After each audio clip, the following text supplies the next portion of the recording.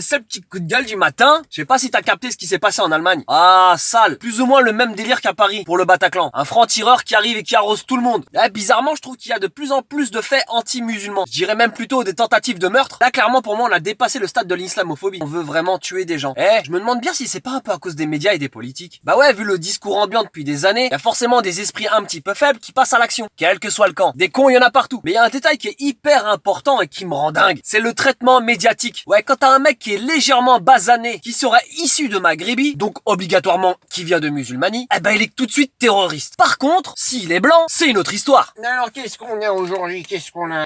Alors, monsieur, quand même, on tire sur des gens? Hein?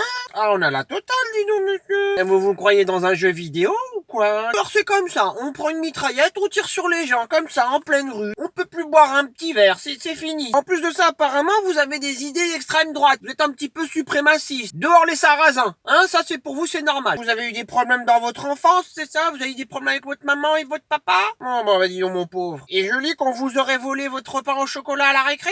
Pardon? Chocolatine? Ah. Bah, je vois que dans votre dossier, il y a quand même pas mal de circonstances atténuantes, hein. Bon, bah, pour moi, rien ne relève de la radicalisation ou de l'extrémisme ou même du terrorisme. Je vais demander une expertise psychologique et après, je statuerai. Affaire suivante. Jette-toi en l'air et ça rend fou. En plus de ça, aujourd'hui en France, tu rajoutes le tribunal médiatique. Ça veut dire que les journalistes n'ont aucun élément sur toi, mais t'es déjà coupable. L'affaire n'est même pas jugée. Ma frère, j'ai l'impression que le modèle américain est vraiment en train de s'installer en France. Déjà qu'il y a de plus en plus de bavures avec la police et on s'aperçoit que de plus en plus la justice devient injuste. Affaire Jackson, vous êtes policier et vous avez tiré 34 fois sur un jeune de 24 ans. Apparemment, c'était un nigger, un Afro-Black American citizen. Et pourquoi avez-vous tiré 34 fois sachant qu'il n'était pas armé et ni menaçant? Sorry? Il a tenté de s'enfuir. Légitime défense. Ok, légitime défense.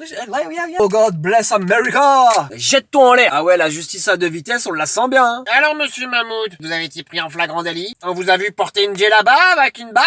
Et dans vos poches, on a trouvé des dates. En plus de ça, on vous aurait entendu dire Bismillah, Amdoullah, Abracadabra, Benzema. Là, on peut clairement dire qu'il y a des signes de radicalisation. 6 mois ferme. Allez hop.